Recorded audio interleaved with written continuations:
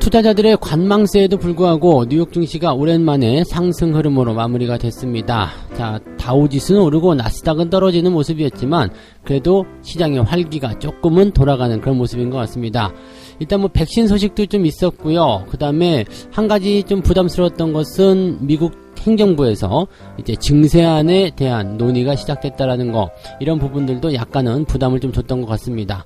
자, 오랜만에 상승한 미국 증시 어떤 소식들이 있었는지 알아보도록 하겠습니다. 투자자들이 요즘에 가장 걱정하는 것 중에 하나가 추석 전에 주식을 팔아야 하느냐, 그냥 들고 가야 하느냐, 여기에 대한 부분인 것 같습니다. 자, 아무래도 이제 연휴 동안에 변수가 많다 보니까 뭔가 좀 불안하기도 하고, 그렇다고 해서 또 추석 이후에 주가가 또 상승하는 그런 흐름을 타지 못할까봐 또 걱정스럽기도 하고, 자, 여러가지 좀 복잡하실 거라 생각하는데, 자, 증권사에서는 일단 이런 정도의 분석에 대해서 이렇게 얘기합니다. 최근 연도 동안에 추석 이후에 주가가 상승한 경우가 더욱 많았다. 자, 어떠한 경우들인지 알아보도록 하겠습니다. 최근 들어서면서 공매도가 계속적으로 증가하고 있다고 합니다. 공매도가 계속 증가하고 있다는 거 그다지 반가운 소식은 아닙니다. 왜냐면 증시가 하락할 것으로 베팅하는 투자자들이 많이 있다는 얘기가 되는 거잖아요. 그래서 공매도가 계속 증가함에 따른 그런 코스피 지수의 지지부진한 모습들, 결국에는 박스피로 바뀌게 될 것이다, 이러한 전망까지 나오고 있는데, 자, 공매도 증가 어떤 종목들에게 나타나고 있는지, 또 어떤 상황으로 가고 있는지 알아보도록 하겠습니다.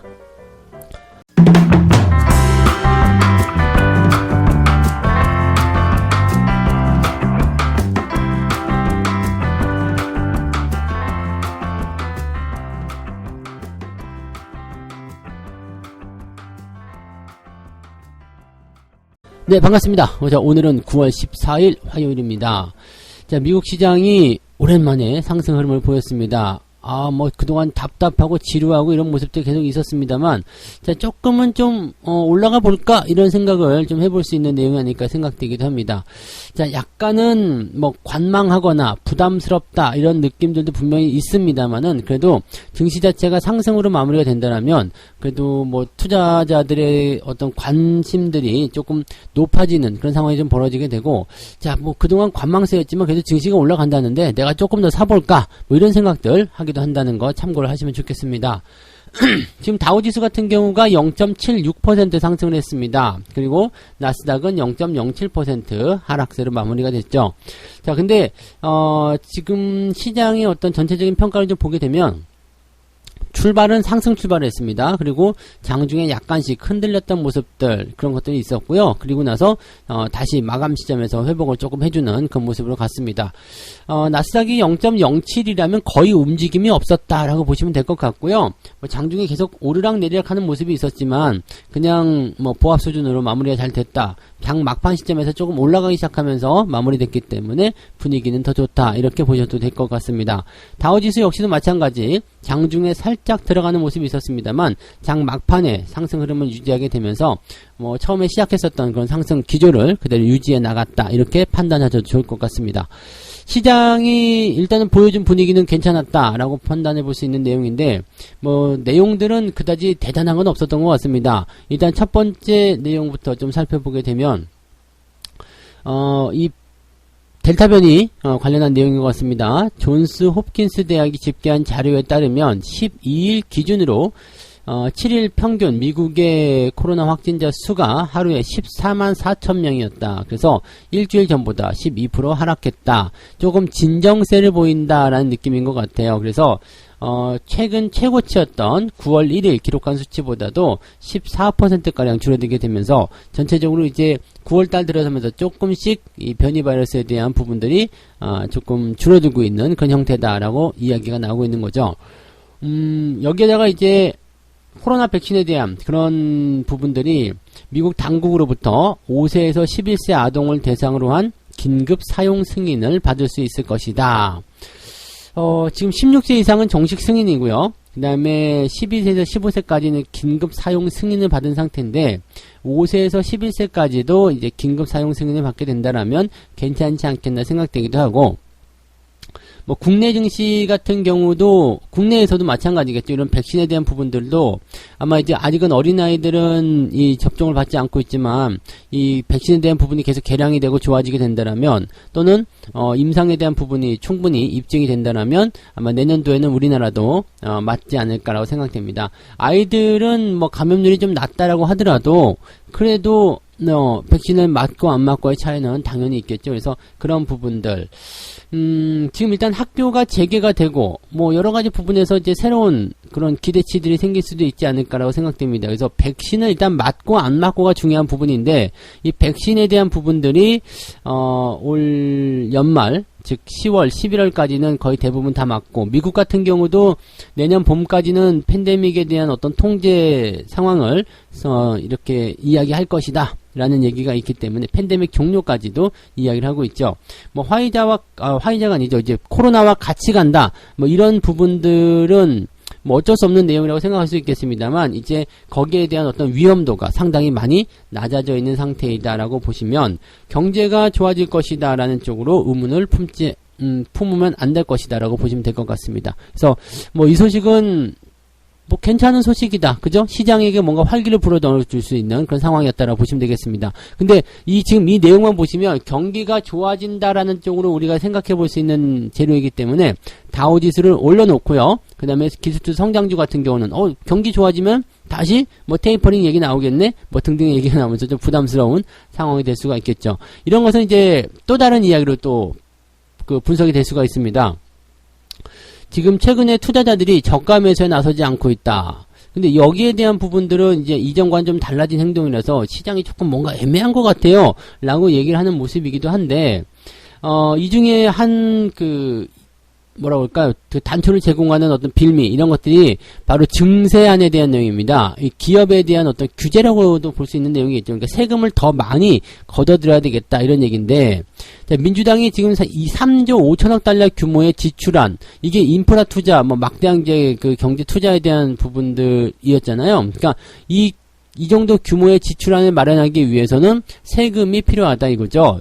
뭐 나라에서 땅 파가지고 마늘밥 팠더니 3조 5천억 달러 나온 건 아니잖아요. 그러니까 이렇게 해서 뭔가 이제 지출을 통한 그런 부분이 나오게 되면 국민들에게 삥을 뜯는 그런 모습이 나오는 거죠. 근데 지금 미국에서는 국민들 모두에게 삥을 뜯는 것도 삥을 뜯는 거지만 기업들에게도 삥을 뜯어야 되겠다 이런 얘기를 했습니다. 그래서 삥을 뜯는다는 표현이 좀 안 맞으면은 돈을 갈취한다. 네.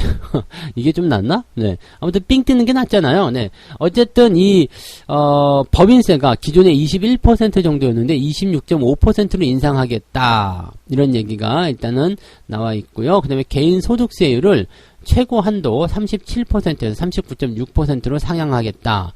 여기다가 연소득 500만 달러 이상인 그런 사람들한테는 이제 3%포인트의 추가 가산세도 부과하겠다. 야, 이 정도예요. 그리고 일단은 당초에 이제 28% 정도로 요구를 했었는데 이것보다는 낮은 수준으로 책정이 됐기 때문에 그나마 좀 낫지 않냐 뭐 이렇게 생각이 되기도 합니다만 그나마 낮은 것인지 뭐 여기에 대한 어떤 판단을 하기는 좀 어렵겠습니다. 어쨌든 법인세가 올라가게 되면 기업들은 실적적인 부분들이 감소를 하게 됩니다. 왜냐하면 세금을 더 많이 내야 되잖아요. 그것도 무려 5.5%가 상승하게 되니까 이게 쉬운 일은 아닐 거라 생각합니다. 세금을 5.5% 더 낸다. 와, 깜짝 놀랄 일이죠. 근데 개인들 같은 경우도 지금 2.6%를 일단 상향시키겠다라고 되어 있기 때문에 개인들 입장에서 내는 세금 역시도 상당히 많이 부담이 커지고 생각됩니다. 자, 이것은 어떻게 되냐면 기업들에게 고스란히 그런 부담감으로 전해지게 되어 있습니다. 나스닥 지수가 하락한 것이 어느 정도 이해가 좀 되는 부분이겠죠. 하지만 경기가 좋아질 것이라는 그런 기대감들이 나와 있기 때문에 다우 지수가 올라가는 데는 뭐 전혀 문제는 없는 상태. 자, 그래서 지금은 또 이제 다우지수, 미국 시장 같은 경우는 이렇게 다우지수의 어떤 상승과 나스닥의 조정, 이러한 부분들이 네, 조금 갈라지는 형태. 우리나라 같은 경우는 지금 코스닥과 코스피 이런 식으로 보시면 되겠지만 미국 같은 경우는 다우지수와 나스닥 이런 식으로 보시는 게 맞겠죠. 경기가 좋아지게 되면 전통적으로 기업에 대한 어떤 타겟팅된 수혜보다도 시장 전체에 대한 수혜가 맞다라고 생각하시는 부분이 더 맞을 수도 있겠습니다. 자, 업종별로 상황을 보게 되면 에너지 관련주 최근에 유가가 계속 올라간다는 얘기가 있죠. 그래서 그쪽에서 이제 3% 정도 상승세가 나왔다. 유가가 말을 들어보니까 뭐 겨울까지는 뭐 $100 간다 뭐 이런 얘기도 있다고 하더라고요. 그러니까 정제 마진과 관련된 그런 석유화학 관련주들의 움직임들이 좋아질 수도 있다는 거 참고하셔야 될 것 같고요. 그 다음에 금융, 부동산, 통신, 뭐 산업 이런 종목들이 올랐고요. 대신에 이제 성장주, 기술주, 헬스, 유틸리티, 자재 관련주들은 하락을 했다라고 되어 있는 모습입니다. 그러니까 시장의 상황에 따라서 종목들이 울고 웃고 하는 모습이다. 뭐 시장에선 특이사항은 없었던 것 같은 느낌입니다. 분위기는 일단 좋게 마무리가 돼서 다행인 것 같습니다. 자, 또 한 가지 이제 두 번째 이야기를 한번 끌어내 봐야 되겠는데요. 추석 전 주식을 팔아야 할까요? 라는 그런 질문에 대한 내용입니다. 전문가들은 어떤 판단하고 있을까? 자, 일단 추석 연휴를 앞두고서 투자자들은 참 생각이 많아졌습니다. 이거 어떻게 해야 되냐? 팔아야 되냐? 왜냐면 연휴 동안에 FOMC가 계속 개최가 된단 말이에요. 이 FOMC가 개최가 되면 피곤하죠. 여기다가 지금 정부가 앞으로 규제를 더 많이 할 것이다. 지금은 뭐 인터넷 이런 쪽으로 되어 있지만 뭐 핀테크나 코로나 뭐 추가 확산 여부 뭐 등등에 대한 여러 가지 규제가 더 나오게 되면 이거 좀 피곤한 상황이 일어나는 건 아닙니까? 그러면 연휴 기간 동안에 주식을 갖고 있는 것도 불안불안해 죽겠는데 이런 이벤트들도 있는 데다가 또 여러 가지 불확실성도 존재하고 있다. 그렇다면 내가 주식을 연휴 동안에 좀 팔아놓고 지금 뭐 명절이 끝난 다음에 다시 사면 되지 않을까요? 이렇게 생각을 할 수도 있는 거 아니겠느냐 이렇게 볼 수도 있겠는데 되게 재밌는 것 중에 하나가요. 추석 연휴 전후에 일주일 정도의 수익률을 분석한 결과에 따르면 이게 SK증권이 2005년도 이후에 나왔었던 부분이었는데 추석 연휴 이후가 이전보다도 수익률이 좋은 경우가 62%로 조사가 되었다. 그리고 최근 6년 동안에는 2018년도 그러니까 즉 무역 분쟁이 있었던 그 연도를 제외하고는 전부 다 상승세를 보였다라는 거죠. 그리고 이제 추석 연휴 전에 뭐 한 2.8% 정도 뭐 하락을 했었다. 이게 2018년도 일인데 그것을 제외하고는 이제 2015년, 16년, 뭐 17, 그다음에 20년, 뭐 19년 뭐 이렇게 해가지고요. 지금 3%대 상승세가 계속 나타났었다. 뭐 이 정도 얘기가 나오고 있습니다. 그러니까 실질적으로 지금 보게 되면은요. 되게 재밌는 것 중에 하나가 뭐냐면 연휴 전에 주식을 팔고 그렇게 넘어가서 연휴가 끝나고 나서 주가가 팡 튀기 시작했는데 주가가 튀어 올라가는 그 시점에서 연휴 전에 팔아먹은 사람들이 쉽게 매수를 들어올 수 있었을까라는 생각을 좀 해봐야 된다는 얘기죠. 그러니까 추석 전에 일단은 주식을 파는 것보다 들고 가시는 것이 좀 유리한 내용들이다라고 말씀을 좀 드릴 수 있는 거죠. 근데 보통 보면 추석 전에 개인들이 물량을 많이 팔잖아요. 이걸 또 다시 생각해 본다라면요. 누가 그걸 받았지? 라는 생각도 할 수가 있어요. 누가 그걸 받았을까? 네. 내가 주식을 막 팔아. 개인이 주식을 팔았어. 그럼 누가 그걸 산 거예요? 네, 누군가 샀을 거 아니야. 또 다른 개인이 샀을까? 그 사람도 팔고 있었는데, 너도 팔았어? 너도 팔았어? 그럼 누가 산 거지? 갑자기 등줄기가 서늘해지죠. 누구야? 네. 외국인과 기관이 샀겠죠. 네, 걔네들이 물량을 받아놓고 추석 명절 이후에 주가를 올렸다. 그러면 네, 이게 이야기가 또 맞춰지는 거 아니겠습니까? 네, 그래서 뭐 무조건 추석 전에 주식을 팔지 말아라 이런 것은 아니고요. 보통 이제 추석을 기점으로 해서 주가가 계속 올랐었던 이유는 뭐냐면 명절 이후에 이제 뭐 다시 해볼까라는 생각으로 인해서 그동안 관망했었던 움직임들이 들어왔을 수도 있겠고요. 근데 보통 하반기가 한국 증시가 좋은 시기입니다. 그리고 뭐 대형주들이 이제 뭐 배당이라든지 등등에 대한 이야기를 가지고서 주가 올라가는 경우들이 있기 때문에 그에 대한 부분이 좀 있겠죠. 자, 그다음에 이제 코로나에 대한 부분들은 이제 새로운 변수가 되겠지만 이 부분이 이제 어떻게 될 것이냐. 추석 이후에 코로나가 재차 확산된다면 투자 심리가 악화될 건 아니겠느냐. 막 이렇게 얘기가 될 수도 있겠습니다만 지금 보면 이제 9월달 지금 1회 이상 백신 접종률이 60%를 넘어갔다. 그 다음에 10월달이 되면 이제 2차 접종률까지도 그렇게 될 것이다. 이렇게 되는 부분이 될 텐데 이렇게 되면 네, 뭐 정부가 또 계속 위드 코로나에 대한 이야기 계속 발표를 하게 되고 막 이렇게 나오면 나쁘지 않겠죠. 그래서 지금 현재 시점에서는 사실 뭐 적극적으로 뭐 그렇다고 뭐 주식을 꼭 무조건 보유하고 넘어가셔야 됩니다. 아니면 뭐 주식을 그냥 팔아야 됩니다. 뭐 아니면 뭐 이런 전략은 아니에요. 그러니까 각자 사정에 맞춰서 하시면 되겠는데 연휴 동안에 뭔가 변수가 무서워서 팔아야 되겠다. 연휴 동안 무슨 일이 일어날까 몰라서 팔아야 되겠다. 주가가 더 많이 폭락할 것 같아서 팔아야 되겠다. 이거는 아니란 이야기죠. 그냥 연휴가 있거나 없거나 그냥 조금 긴 일요일이다라고 생각하시면 되는 거고요. 그 기간 동안에 FOMC가 있다. 이게 상당히 불확실하면은 모르겠지만 FOMC가 뭐 그렇게 불확실하진 않거든요. 그러니까 어느 정도 예상이 되는 그러한 회의 결과가 나올 것으로 예상되고 있기 때문에 여러분들 거기에 대해서까지 뭐 크게 걱정하실 필요는 없을 것 같죠. 그래서 지금은 이제 그냥 여러분들의 어떤 스케줄에 맞춰서 내가 지금 돈이 좀 필요해. 꼭 주식을 팔아야 될 것 같아요. 그러면은 뭐 매도하셔도 상관없을 것 같아요. 근데 그런 게 아니고 뭐 그냥 놔둬도 될 것 같긴 한데 그냥 시장이 좀 불안한 것 같아서 뭐 연휴 동안에 나는 어떻게 될지 몰라서 너무 불안해요. 그러면 내가 마음 편하기 위해서 팔아야 되겠다. 뭐 그것도 인정할 수 있을 것 같긴 합니다만 그런 분들은 그냥 조금 기다려 보시는 게 어떻겠는가라는 이야기를 해볼 수 있다는 얘기죠. 시장은 크게 하락할 만한 이슈는 없습니다. 다만 이제 상승하기도 어려운 그런 부분들을 같이 가지고 있기 때문에 거기에서 부담감이 생기는 것이다라고 보셔야 될 것 같아요. 그래서 명절 전에 나타나는 공포 이런 것들은 뭐 시댁에 가서 이제 전 부치거나 설거지하거나 이런 것에 대한 공포 정도만 생각하셔야지 뭐 이렇게 주가가 빠질 것에 대한 공포는 생각하지 않으셔도 될 것 같습니다. 근데 요즘에는 뭐 그 명절 때문에 막 이렇게 시댁하고 또는 이제 뭐 처가하고 막 이렇게 그 갈등이 있는 그런 쪽은 많이 없어졌죠. 세자가 많이 바뀌어가지고 옛날 같진 않은 것 같더라고요. 네, 자 아무튼 명절 전 걱정거리 그냥 괜찮다. 그냥 통과하셔도 괜찮을 것 같다. 라고 일단은 말씀을 드려볼 수가 있을 것 같아요. 네. 자, 그 다음에 세 번째. 시장이 좀 불안한 이유 중에 하나가 또 바로 이 공매도 때문이 아니겠습니까? 공매도가 하루하루가 다르게 늘어나고 있다. 그래서 공매도 때문에 다시 코스피가 이제 박스피 될 것이다. 뭐 이런 얘기도 나오고 있는데, 자, 이제 그래도 개인들 공매도가 조금씩 나오긴 하네요. 네, 개인들도 공매도 조금씩 치긴 하는데, 여전히 부족한 부분이겠죠. 지금 보면은 공매도 거래 비중을 살펴보니까, 기관들이 20.2%, 외국인이 78.0%, 개인들이 1.8%대. 자, 그래서 지금, 물론 이제 전방위로 다 확대가 됐다라면은 더 많은 수치가 나왔겠습니다만, 외국인들 비중이 무려 78%라는 거, 여기에 주목을 좀 해야 됩니다. 이 욕먹어도 싼 그런 기사 제목이 아닐까 생각됩니다. 왜냐면은 우리가 공매도를 치게 되면 외국인이 들어와가지고 뭐 어쩌고저쩌고 막 그런 얘기 했잖아요. 근데 외국인들이 지금 많이 올라온 주식에 대한 차익 실현과 공매도를 같이 들어가고 있기 때문에 주가가 못 올라가는데 아주 결정적인 역할을 하는 것이 지금 공매도라고 보셔야 되거든요.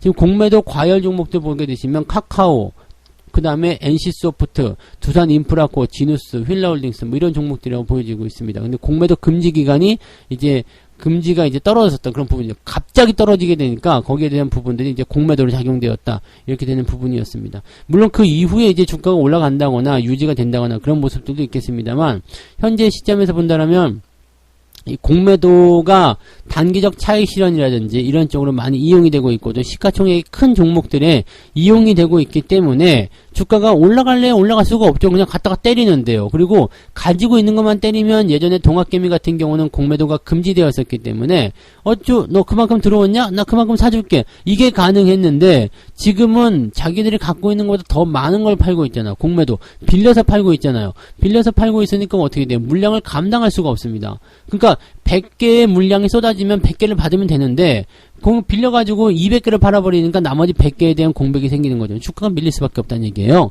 이게 공매도의 나쁜 점인데 물론 이제 공매도를 하려고 하기 위해서는 주가가 올라가 있어야 되는 상황이 좀 있잖아요. 주가가 올라가 있어야 되고 또 거기에 대한 부분을 사전 작업들을 해야 되기 때문에 외국인 자금이 들어오는 것처럼 보일 수도 있다는 이야기죠. 그러니까 뭐 정부는 이런 뭐 순기능이 있고 너무 올라가는 걸 방어하고 뭐 그런 것들에 대한 얘기가 있습니다만 개인 투자자들은 그다지 달가워하고 있지는 않죠. 자, 거래소에 따르면 공매도 잔액이 전체 시가총액 대비해서 가장 높은 종목이 LG 디스플레이로 되어 있습니다. 조심해야 되는 종목인 것 같아요. 그러면 롯데관광개발, 신풍제약, H&M, 삼성중공업 이런 기업들이 있는데 자, 많이 올라간 주식, 즉 많이 수익이 나왔었던 주식 같은 경우, 추세가 그동안 좋았었던 주식 같은 경우는 조심해야 됩니다. 조심해야 되기 때문에 공매도가 많이 늘어나 있다는 것은 언제 뭐 이게 폭탄될 수도 있기 때문에 반드시 조심을 좀 해야 되는 부분이겠고요. 차익 실현과 함께 공매도가 같이 늘어나고 있다 그러면은 반드시 주가 하락이 더 이어질 수 있기 때문에 여기서는 조심을 하셔야 되겠죠.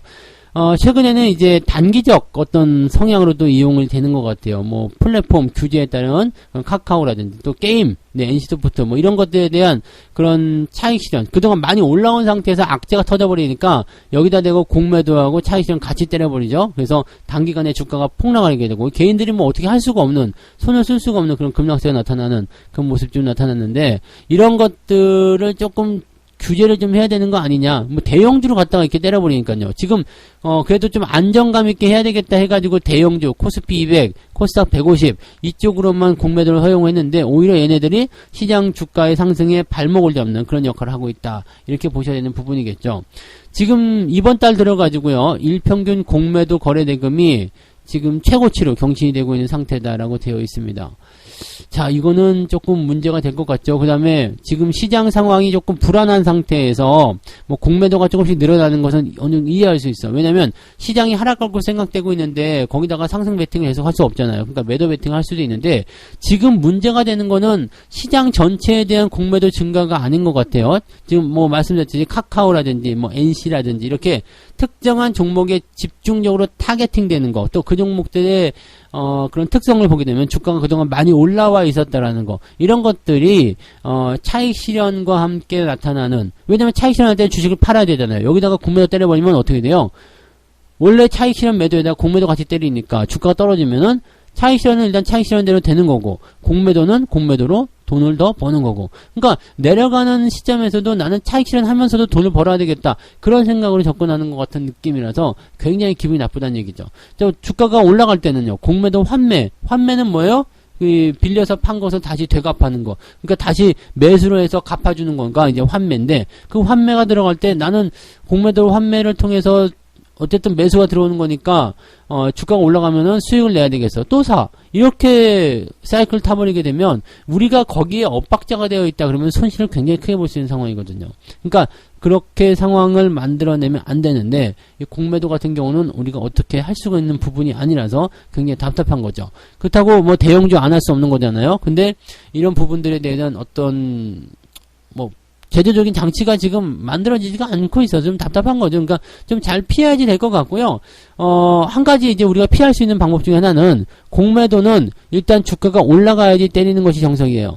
뭐 올라가 있지도 않은 상태에서 공매도 때려봤자 먹을 게 없거든요. 많이 올라가서 약간의 고평가 그런 상황이 됐을 때 공매도가 나와야지 훨씬 더 돈을 많이 벌지 않겠습니까? 그래서 그런 부분들 생각한다면 많이 올라간 주식을 조심하면 그래도 공매도는 좀 피해갈 수 있지 않겠느냐라고 생각해 볼 수 있는 내용이 되겠습니다. 뭐 대형주 피해서 소형주를 사야 되겠다, 꼭 그런 것은 아니다라고 생각하시면 되는 거죠. 네.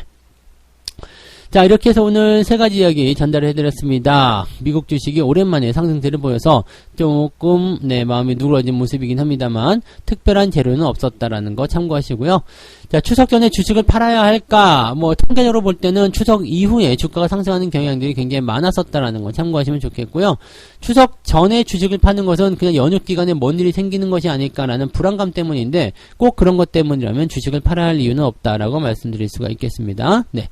공매도가 증가함에 따라서 박스피가 될 가능성이 높아졌다. 시총 상위권 종목들, 또 특히 많이 올라온 종목들에게 공매도가 집중되고 있는데, 이런 현상들은 결코 좋은 현상이 아니다라고 볼 수가 있겠죠. 자, 그 다음에 코스피가 또는 시장이 더 상승하는 것에 대한 발목을 꽉 붙들고 늘어지는 물귀신 같은 그런 아주 나쁜 행동이라고 생각을 해주시면 되겠습니다. 그래서 공매도에 대한 어떤 제도적인 보완이 조금 더 필요하지 않을까라는 생각을 좀 해보는데, 뭐 해주질 않으니까 뭐 답답할 따름이라고 보시면 되겠고요. 공매도를 피할 수 있는 것, 주가가 많이 올라간 종목에 대한 그런 부분만 조금 주의를 해주시면 좋겠다라고 말씀을 드릴 수가 있겠습니다. 네. 자, 책 한 꼭지 읽고 마무리하도록 하겠습니다.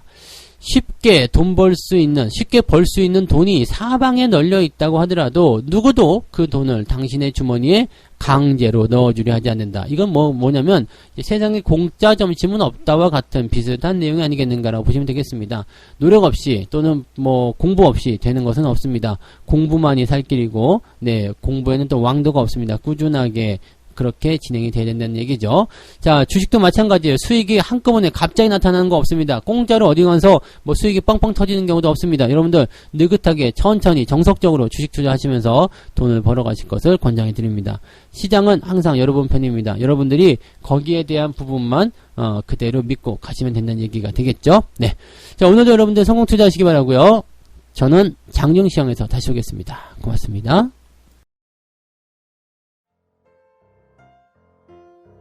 본 방송에서 제공되는 모든 정보는 투자 판단의 참고 자료이며 투자의 최종 책임은 본 방송을 이용하는 본인에게 있습니다.